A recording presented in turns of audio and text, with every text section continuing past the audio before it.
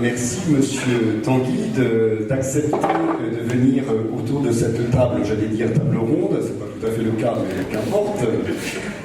Je voulais être sûr que vous avez bien entendu la même chose que moi, après le propos très convaincu de Madame Nathalie Durier, qui a dit à propos de la désertion de certains candidats, pour des raisons obscures et sans doute tout à fait critiquables, que nous ne vivons pas sur la même planète. Alors moi, je voudrais tout de suite vous rassurer, nous appartenons à la même région.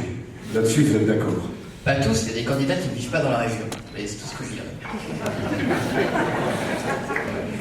Alors, permettez-moi de vous proposer un certain nombre de questions, et puis surtout de vous imposer un timing serré, parce que, effectivement, nous avons parlé déjà d'égalité, il faut qu'il y ait une égalité entre les candidats pour le temps qui leur est imparti, afin de répondre aux questions sur le thème, notamment, de la famille.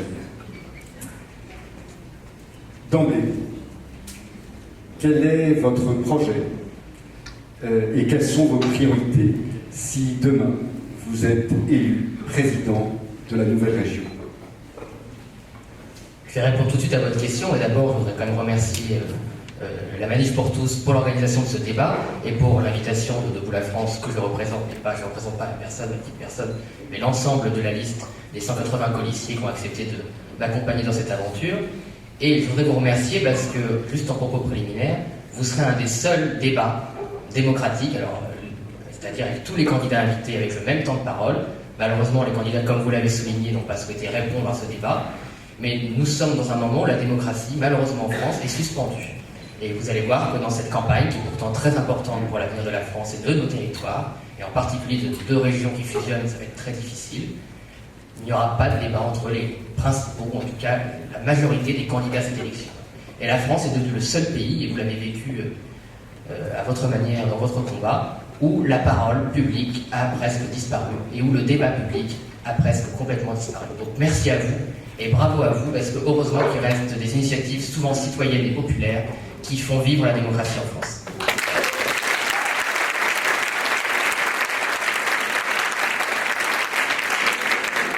Alors, pour répondre à votre question, écoutez, je vais être très simple, parce que plus la campagne passe, plus le message me semble se simplifier. Il faut sortir nos deux régions, parce que j'insiste, on a deux régions, de la dépression collective. C'est mon obsession de combat, c'est pourquoi je me suis engagé. On a une région magnifique, alors ça a l'air galvaudé de le dire, mais plus je la parcours, plus je le ressens et plus on le voit. Et tous mes colistiers qui font campagne sur le terrain aujourd'hui, il n'y en a pas beaucoup dans la salle parce que je leur ai demandé d'aller voir les Français plutôt d'être là, je suis désolé, ils auraient peut-être plus nombreux, mais on a un combat très court à mener. Cette région est magnifique. Cette région a défendu la France parce qu'elle est toute seule dans toutes les guerres du 19e et du 20e siècle. Cette région a fait 2 révolutions industrielles pour la France. Et aujourd'hui, cette région est un champ de ruines. Pourquoi? Pas à cause de sa population, qui est travailleuse, contrairement à ce que quelqu'un dit. Pas parce qu'ils sont plus fainéants, parce que certaines classes politiques l'ont abandonnée et n'a plus de vision pour la France. Et comme elle n'a plus de vision pour la France, elle n'a plus de vision pour notre région. Sortir de la dépression collective, qu'est-ce que ça veut dire? Ça veut dire tout d'abord redonner de l'air à notre territoire. On veut rompre, et là c'est partout en France, c'est particulièrement vrai chez nous, et je le dis à Lille, il faut rompre avec la surmétropolisation et le surinvestissement dans les très grandes villes en France. Ça fait 30 ans qu'on investit toujours dans des pseudo-capitales régionales. On met de plus en plus de gens qui logent, de plus en plus de gens qui travaillent, de plus en plus de gens qui étudient. Ça devient de plus en plus cher et invivable pour les gens qui vivent dans ces super villes. Et en contrepartie, on a sous-investi dans l'ensemble du territoire, et ces territoires sont devenus abandonnés. Et on l'a bien vu avec la fusion de ces deux régions. Je voudrais quand même revenir sur le processus surréaliste, l'amateurisme surréaliste du gouvernement socialiste. Vous savez que, par exemple, la presse régionale a reçu une carte qui fusionnait la Picardie avec la Champagne-Ardenne, et la presse nationale a reçu une carte qui fusionnait la Picardie avec le Pas-de-Calais. C'est-à-dire que dans l'esprit malade de certains technocrates parisiens, la réforme n'était pas pensée, n'était pas vécue pour le bien de la communauté avec une vision sur le territoire à porter, c'était une manœuvre politicienne. Et c'est comme ça qu'ils la vivent, c'est comme ça qu'ils la conçoivent, c'est comme ça qu'ils conçoivent l'ensemble de la politique. Ce ne sont que des manœuvres, ils se foutent éperdument du bien-être des habitants. Et on a vu automatiquement, sans débat politique, et une fois de plus, je ferai quand même remarquer que comme le combat de la Manif pour tous, comme le combat sur le mariage pour tous, l'avis du peuple n'a pas été sollicité. Donc on fusionne les élus, fusionne les territoires, change leur statut d'élu, change les modes d'élection, sans jamais consulter le peuple. Ce n'était pas du tout, M. Gaullis, la vision des institutions du général de Gaulle. Et de cette même façon, immédiatement, on a désigné la capitale à Lille.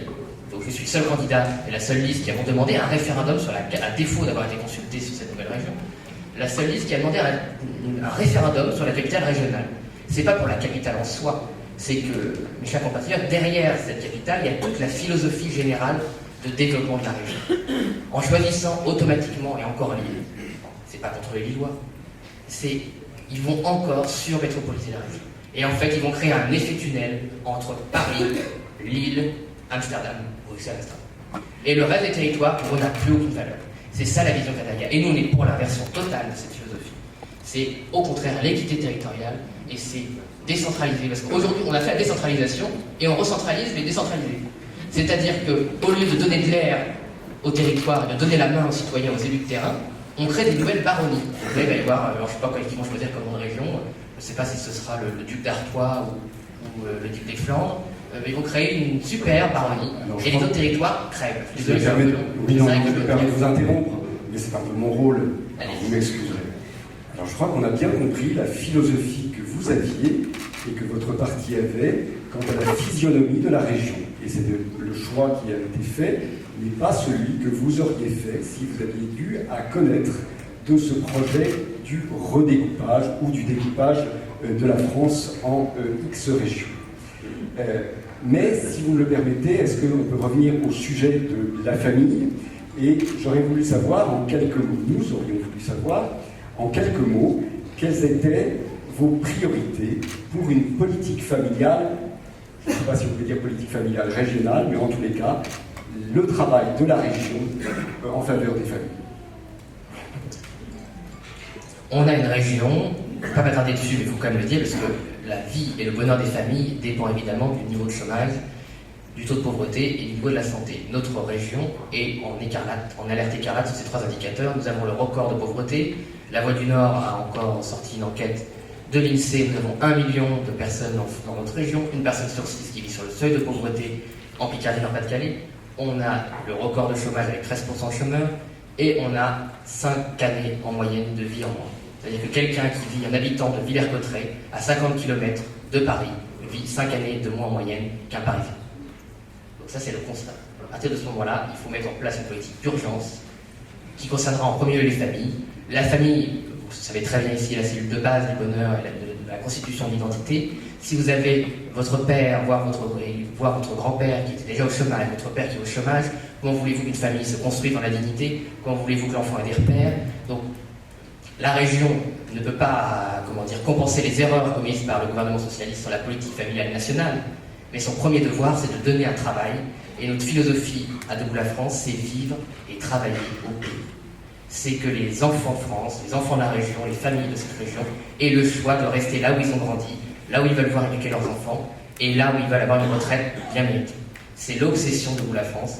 Et on en revient à l'équité territoriale, parce que tout ça se tient, et que moi j'ai une ligne, on en revient à l'équité territoriale, on en revient au fait de donner de l'air aux territoires qui créent les propres moyens de leur développement, le propre moyen de leur émancipation, et le propre moyen de créer du travail et du bonheur pour que les familles puissent se construire. Donc ça c'est quand même la base. Ensuite vous avez la santé, et je vais vous prendre un seul exemple. On a les indicateurs de santé qui sont catastrophiques. Vous savez très bien, vous vivez dans notre région, on est la première région agricole de France, donc d'Europe. Je ne vais pas dire du monde, parce que je suis pas sûr, mais je pense que c'est la première région agricole d'Europe, on n'est pas la première région agricole du monde. Et on est une région où les familles n'arrivent pas à se nourrir correctement. Ce genre de paradoxe est insupportable. Et réussir, et par ailleurs, parallèlement à ça, le fait que nos familles n'arrivent pas à bien se nourrir, les Restos du Cœur le soulignent à chaque campagne hivernale, on a des agriculteurs qui n'arrivent pas à vivre de leur travail. Ce paradoxe insupportable, on peut le résoudre, pas par un coup de baguette magique, mais par un travail de terrain de nos élus. Philippe de Villiers l'a fait en Vendée avec les filières courtes. On peut le faire dans la région de Pas-de-Calais-Picardie. Il faut que la région, au lieu de faire des grands plombiers, des grandes cérémonies qui ne servent à rien, s'attaque à faire un travail de terrain, de filières courtes, pour mettre tout simplement en adéquation la production, notre première production agricole de France, et les besoins pour que nos familles se nourrissent bien. C'est pas révolutionnaire, mais déjà, quand vous avez, je suis désolé, l'alimentation c'est la base de la famille.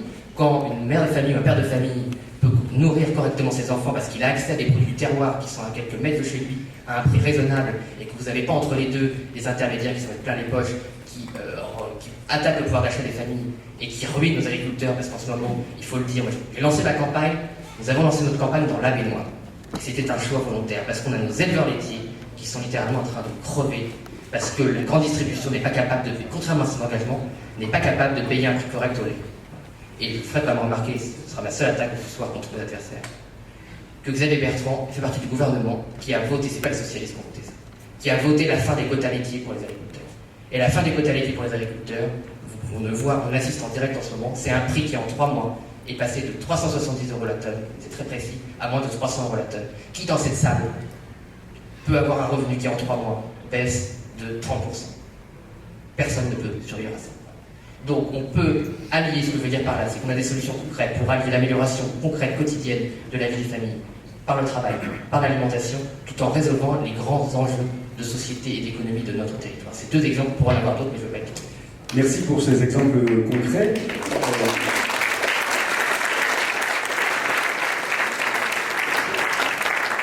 Manifestement, ils sont appréciés par la salle, donc je vous invite à continuer à être concret dans les réponses que vous apportez aux questions que je vous pose. Et puisque vous avez parlé de la santé, vous avez parlé de l'agriculture, puis-je vous poser la question de la situation industrielle de la région, qui effectivement intéresse également les familles. Comment voyez-vous demain l'industrie dans notre région et quel est l'atout pour les familles de notre région?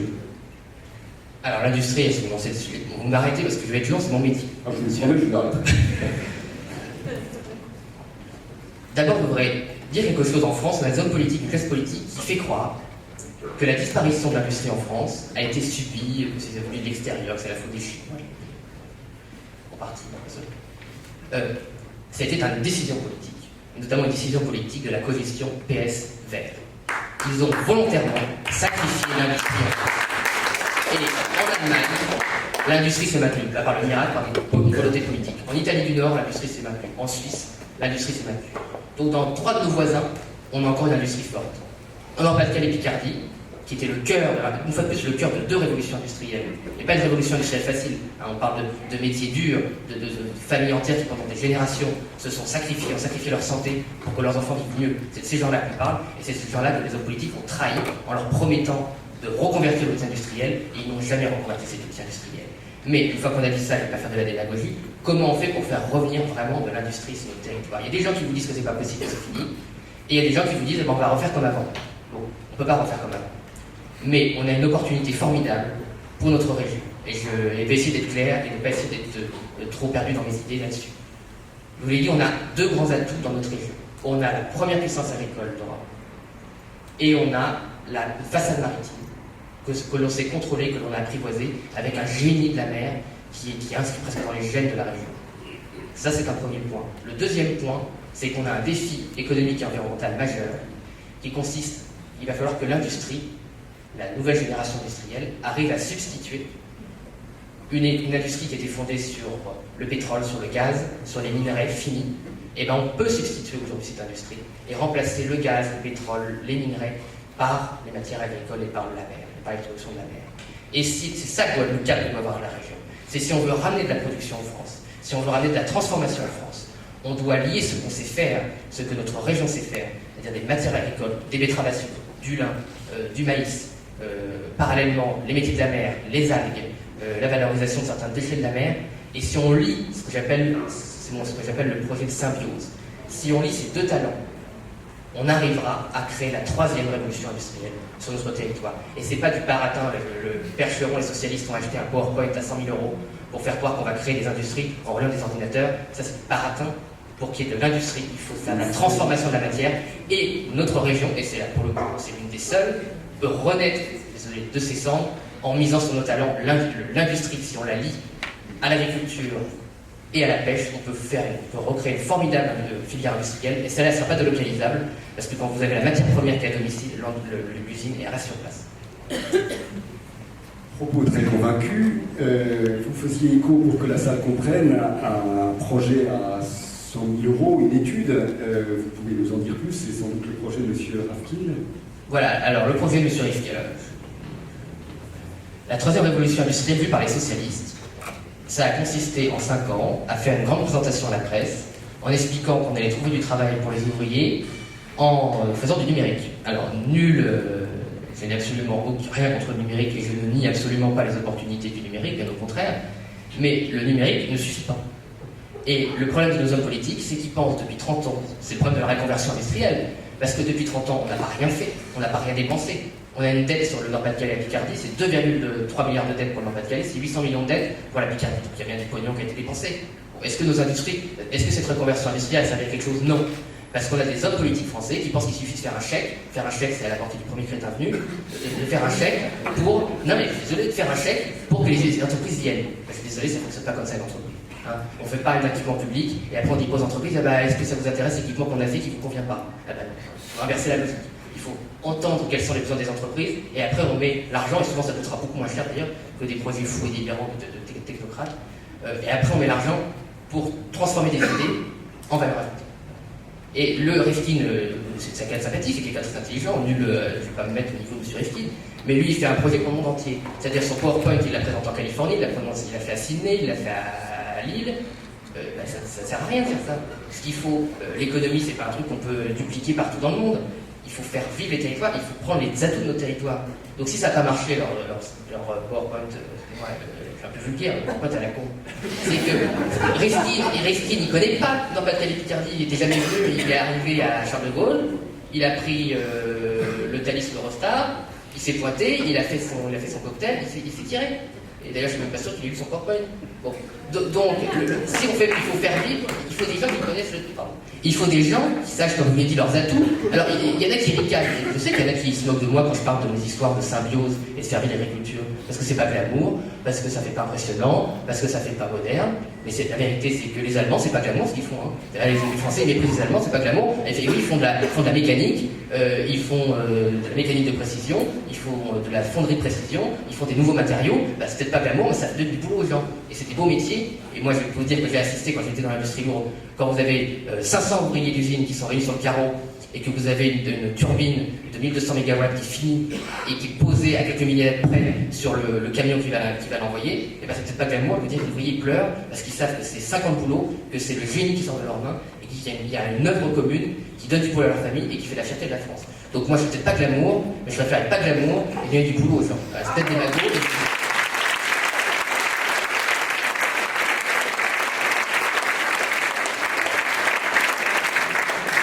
Alors, on a compris, vous n'êtes pas glamour, en tout cas, c'est ce que vous dites, mais vous n'avez pas non plus la langue de bois. Alors, on va continuer.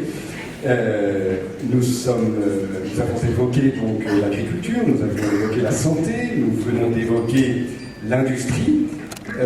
Qu'en est-il de l'artisanat? Alors, pour l'artisanat, là, vous voyez, encore l'industrie, si on est honnête, l'industrie, ce dont j'ai essayé de vous parler, ça prendra plusieurs années, c'est pas une baguette magique. L'artisanat, par contre, on peut prendre des mesures très urgentes et très efficaces immédiatement. Comment on fait? C'est la commande publique. La France est le seul pays, encore une fois, au monde où les institutions, les collectivités n'utilisent pas la commande publique directement pour favoriser volontairement et foncièrement les entreprises locales, les artisans commerçants et les PME, les PMI, qui créent par définition de l'emploi et de la valeur ajoutée sur le territoire. Il n'y a qu'en France que c'est pas possible. Voilà. Dans tous les autres pays du monde, ils le font. Et une fois de plus, je vais revenir à ce qu'a fait Philippe de Villiers, très concrètement, ce qu'a fait Philippe de Villiers sur la Vendée. Vous savez que la Vendée, la France n'est pas condamnée à avoir 14% de chômage. Hein, en Vendée, c'est le département de France où le taux de chômage est le plus faible. Enfin, c'est pas du tout ça. Comment il a fait? Eh bien, voilà, il a fait plusieurs choses. Il a fait plusieurs choses comme le plus du fou dans des globes, mais là, pour les relations avec les artisans commerçants, on peut orienter la commande publique avec les artisans. Comment on fait? On utilise les marchés publics. Et une fois de plus, je reviens, c'est pas glamour, mais c'est un travail de terrain. Et si on a 70 élus au conseil régional, j'aimerais qu'ils bougent et qu'ils bossent un peu. Et concrètement, qu'est-ce qu'il faut faire? Eh bien, il faut aller sur le territoire et recenser qu'est-ce que c'est faire nos PME, nos artisans. À partir du moment où la collectivité sait qu'est-ce que peuvent faire les PME, les artisans, eh bien, vous pouvez adapter votre commande publique à ce que ça fait nos artisans. Et donc, ils peuvent y répondre.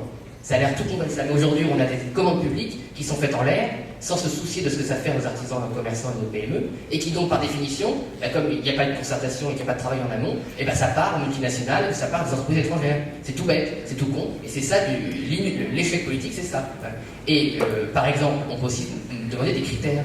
Et moi, quand je serai président de région, il n'y aura plus un seul travailleur détaché qui bénéficiera d'un contrat public. Qu'est-ce que c'est le travail détaché? C'est une directive qui a été élargie à l'Est, par M. Bertrand, qui permet à des travailleurs qui viennent de l'Est de travailler en France sans payer les charges sociales françaises. Donc c'est une baisse, il y a des artisans commerçants ici, vous le savez très bien, c'est une baisse immédiate de la moitié du coût du travail. Donc comment voulez-vous que les artisans commerçants de France qui veulent travailler en bonne intelligence avec leurs employés et respecter les acquis sociaux en France puissent résister à une telle concurrence? C'est impossible. Voilà, c'est impossible. Donc ils sont tous en train de mourir. Ils sont en train de mourir, et vous avez des grands groupes tels Eiffage, Ramery, je ne vais pas peur de les nommer, Eiffage, Ramery, Bouygues, qui sont en train petit à petit de grignoter de plus en plus de marchés publics. Pourquoi? Parce que le Parti Socialiste n'est même pas capable de, quand il fait une offre publique, vous faites un lycée, vous dites je vais rénover un lycée. Si vous êtes fainéant comme un socialiste, et vous dites voilà, j'ai une offre publique pour le lycée.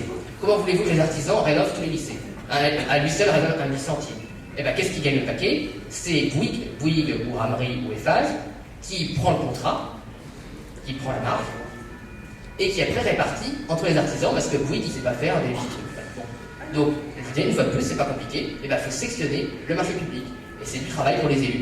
Oui, c'est du boulot, il faut sectionner le marché, dire, je fais un appel d'offres pour la menuiserie, je fais un appel d'offres pour refaire les sanitaires, je fais un appel d'offres pour le toit du lycée. C'est du boulot, c'est la moindre des choses. Et c'est très concret,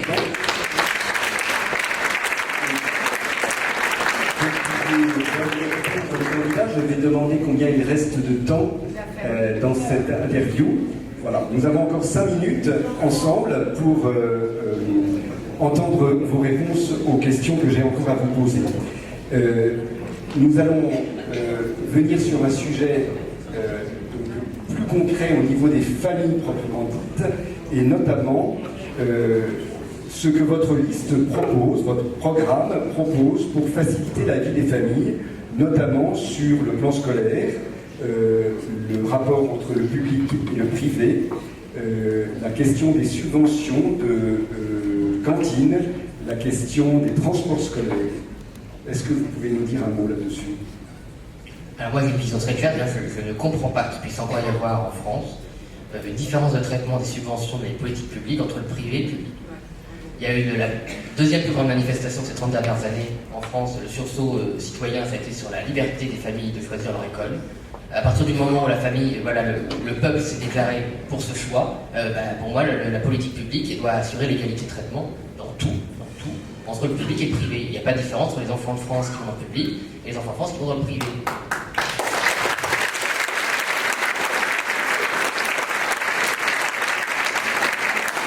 Après, je pense que la région doit assumer le fait de vouloir une politique nataliste. Moi, j'assume totalement ce fait.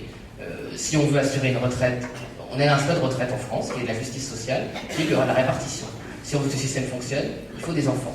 Donc il faut que l'État encourage les familles à être plus nombreuses. Et pour ça, il faut tout simplement encourager les familles, parce que ça coûte cher d'avoir des enfants, que c'est une charge, et qu'il faut aussi faciliter l'organisation quotidienne, notamment, il ne faut pas se mentir, la facilité pour les, parce que c'est comme ça, les femmes, de faciliter le travail des femmes, et comment dire, la symbiose entre la carrière professionnelle et le soin de sa famille. Je vous donne un exemple très concret, prenons le TER. Alors, ça concerne peut-être moins la métropole lilloise que la Picardie. Vous savez quand même qu'en Picardie, il y a 40% des Picards qui veulent déménager parce que le TER ne fonctionne pas. Un niveau quand même de dysfonctionnement quand même aberrant. Et par exemple, moi je prends le train, je n'ai pas de voiture. Donc vous n'imaginez pas le nombre de fois où on est dans une rame bondée et on voit physiquement des mères de famille paniquer parce que le train est en retard, parce qu'il y a une annulation de train. Et comment je vais récupérer mon gamin? Comment je vais y arriver? Voilà. Tout ça concrètement. Donc non seulement il faut que les trains arrivent à l'heure, mais par-delà de ça, je ne comprends pas qu'au bout de 20 ans de cet échec, de cette remontée de terrain permanente, on n'ait même jamais ouvert des crèches en gare. Voilà. C'est-à-dire ouvert des crèches dans les lieux de vie. Moi je veux que la région soit un service concret des familles et que si les femmes prennent le TER, il faut que les crèches soient dans les lieux de vie, c'est-à-dire les gares. Voilà. C'est ce que vous appelez le service public régional? C'est le service public régional, c'est un service on revient au fait de donner de l'air au territoire, de services concrets. Moi mon slogan, pas ça mais c'est rien, c'est servir sans se servir. C'est tout simple. On a une région qui aujourd'hui n'est pas au service de la population, qui fait plein de grands projets et qui n'arrive même pas à répondre aux problèmes concrets au bout de 40 ans, de 30 ans, pardon, de conseil régional. Il n'y a même pas quelqu'un qui a pensé à mettre une crèche dans une gare qui suivra par définition les horaires des gares et donc par définition les horaires des femmes et des hommes qui vont au boulot à Paris, qui reviennent dans leur gare et qui n'auront plus le stress d'aller chercher leur gamin au commissariat. C'est quand même pas compliqué. Et puis ça coûte pas plus cher, hein. Au lieu que la crèche soit dans un endroit inaccessible, et ben vous le mettez à la gare. C'est pas une fois de plus, c'est pas un projet formidable. Ça coûte pas moi j'annonce pas des milliards d'euros de grands projets, mais c'est ce genre de service concret qui facilitera, je pense, la vie des familles. Eh bien merci. Il me reste une dernière question. Elle n'est pas des moindres. Qu'est-ce que, pour vous, des valeurs qu'on pourrait qualifier d'incontournables qui fondent votre action politique? Écoutez, la première valeur, vous savez, Debout la France, souvent, personne, des citoyens de bonne foi, ont du mal à savoir quelle est notre identité politique. Notre identité politique, c'est le gaullisme. C'est le gaullisme. Et à ce gaullisme, humblement, il y a des valeurs qui s'y imposent. Il y a déjà l'humilité du politique face au temps long. J'ai essayé de faire passer ce message ce soir. On est quand même dans un combat de civilisation. Donc on est héritier de valeurs qui nous dépassent, qui nous précédaient, et je l'espère, on sera suivi, si on y arrive dans notre combat, par des gens qui nous succéderont et qui construiront quelque chose pour l'avenir. Donc c'est d'abord le respect du temps long, et l'humilité du politique face à des phénomènes qui le dépassent, et notamment face à la souveraineté populaire. Debout la France, et pourquoi j'ai rejoint Dupont-Aignan, Debout la France s'est fondé contre l'UMP, en scission de l'UMP en 2007, quand l'UMP a craché à la gueule des Français qui avaient refusé le traité constitutionnel européen par référendum, et qui a refusé de repasser par référendum. Or, pour Debout la France et pour tout gaulliste, ce que le peuple a fait, seul le peuple peut le défaire. Tout simplement.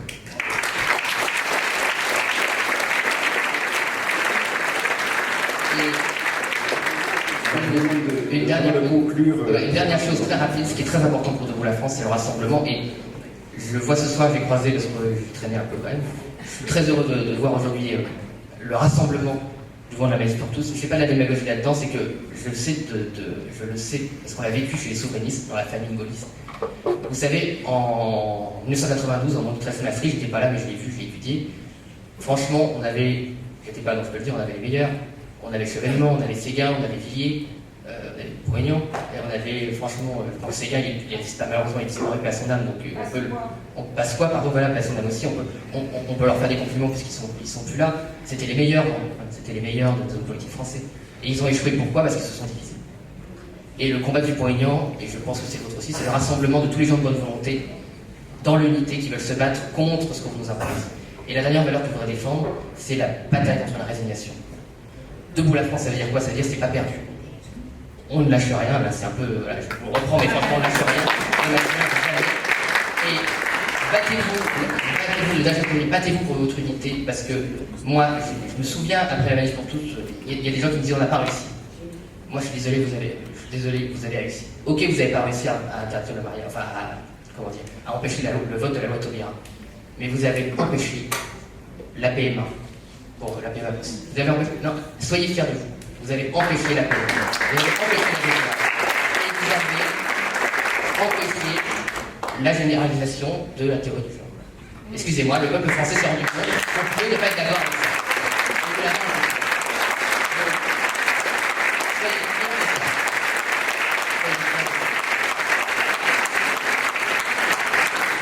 Merci, M.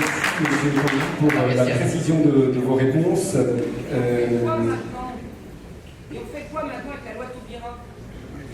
Jean-Philippe, on fait quoi? Alors, en fait, je n'étais pas prévu d'avoir directement des questions de la salle, donc, alors, on peut répondre à tout, mais en 2 mots, s'il vous plaît, et puis on passera à la prochaine personne, si vous voulez bien. Debout la France est constante dans toutes ses prises de position. On n'a jamais menti, on n'a jamais revenu sur ce qu'on a dit, sur aucun sujet. Sur le mariage pour tous, on a toujours été très clair, on a une ligne claire, Dupont-Aignan l'a toujours affirmé. Nous sommes pour l'égalité des adultes et nous sommes contre le droit à l'enfant. Et nous sommes pour le maintien de la filiation traditionnelle. Donc, Debout la France est toujours plaidé, et si aussi on est arrivé avec le mariage pour tous et le Taubira, c'est que la droite n'a pas fait l'union civile. Si, comme l'avait dit Nicolas Sarkozy en 2007, l'union civile avait été faite. C'est-à-dire que l'égalité des adultes, seulement, avait été faite. Il n'y aurait pas eu tout ce ramdam, puisque ce que demandent beaucoup de gens, c'est-à-dire l'égalité des adultes, en dehors du droit, attention, en dehors du droit, aurait été fait. Donc l'argument de la gauche, hein, parce que c'est ça qui a été fait, la gauche a argumenté sur ce problème d'union civile pour faire passer tout avec. Donc nous sommes pour l'affirmation de la filiation traditionnelle et pour l'union civile, tout simplement. Et ça a toujours été la position de Pour la France depuis que le parti existe. Nous n'avons jamais changé d'avis. Nous sommes toujours battus pour cette différenciation très claire entre l'égalité des adultes et le refus du droit à l'enfant et de la marchandisation des corps. C'est toujours très clair. Je vous réponds très simplement et très rapidement là-dessus, puisque dans notre esprit, ça a toujours été clair comme de l'eau.